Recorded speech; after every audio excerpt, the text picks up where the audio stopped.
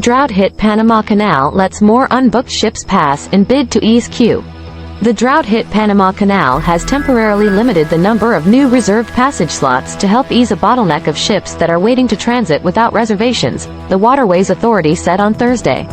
A logjam of commercial vessels seeking to pass through the canal, one of the world's busiest trade passages, has sent companies that typically use the waterway chasing alternative routes, according to executives and data.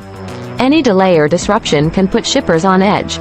The Panama Canal reduces costs and transit times for many shippers, including major retailers and energy companies involved in trade between China and the U.S. NZ Intelligence aware of intelligence activity linked to China. New Zealand is aware of ongoing intelligence activity linked to China in and against the island nation and region, it said in a report released on Friday. This is a complex intelligence concern for New Zealand, the New Zealand Security Intelligence Service, NZSIS, said in the report. The Chinese embassy in Wellington did not immediately respond to a request for comment.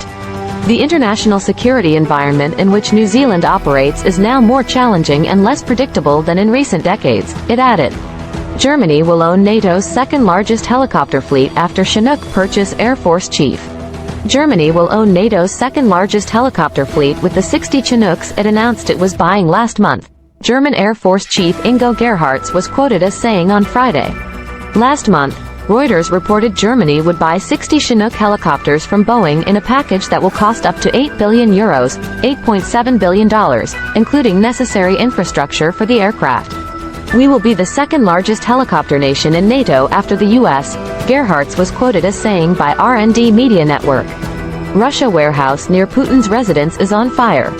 Russia's emergency service said on Thursday a warehouse in Odintsovo, a town to the west of Moscow between Vladimir Putin's official residence and the Vnukovo airport, was on fire. It did not say how the fire had started in the warehouse, 6.5 kilometers, 4 miles, away from Putin's presidential residence in Novo Ogaryovo. As of around midnight Moscow time, the size of the fire was 2,000 square meters, 21,500 square feet, citing an emergency service statement. Russia reported 2 Ukrainian drone attacks near Moscow this week. Drones coming from western and southern directions were shot down near Moscow by air defense systems. 5.3 magnitude earthquake hits southern Turkey, wounding at least 23 people and damaging buildings. A magnitude 5.3 earthquake shakes Turkey, 6 months after a catastrophic tremor that devastated the region, causing damage to buildings and wounding 23 people, according to Turkish officials.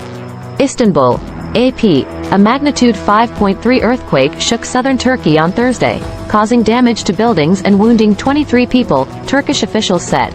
At least 23 were injured as a result of Thursday's quake, which was centered in the town of Yeşilyurt in Malatya province and felt in Adıyaman, both provinces hit by the devastating earthquakes in February, which killed at least 50,000 people in Turkey and Syria.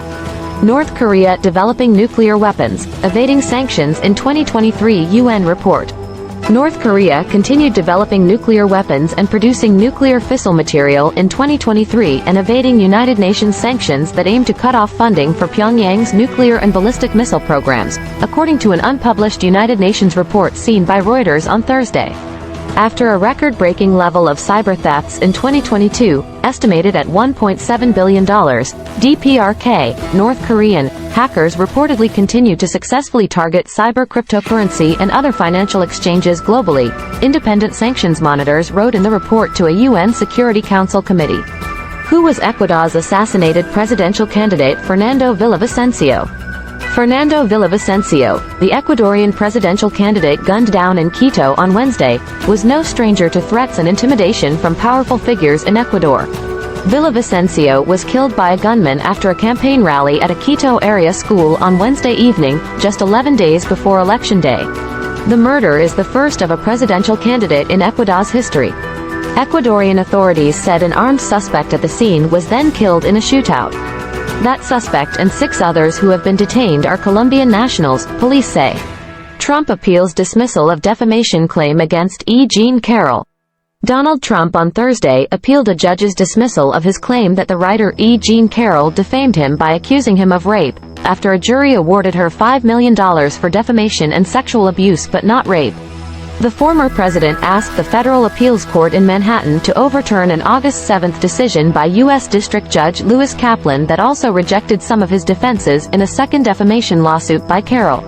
Mexico's poverty rate declines from 50% to 43.5% in 4 years as remittances almost double. The poverty rate in Mexico has declined from 49.9% of the population in 2018 to 43.5% in 2022, according to a study published Thursday by the country's poverty. The study by the agency, known as Coneval, showed a decline in a key measure of poverty over the 4-year period. The reduction means there were 5.7 million fewer people who reported incomes below the market basket for basics like food and clothing. Biden seeks $24 billion for Ukraine, testing bipartisan support in Congress. U.S. President Joe Biden asked Congress to approve about $40 billion in additional spending on Thursday, including $24 billion for Ukraine and other international needs, $4 billion related to border security and $12 billion for disaster relief. A senior administration official said the needs were great, and the White House was hopeful an agreement could be reached with Congress on the request, which covers only the first quarter of the current 2024 fiscal year.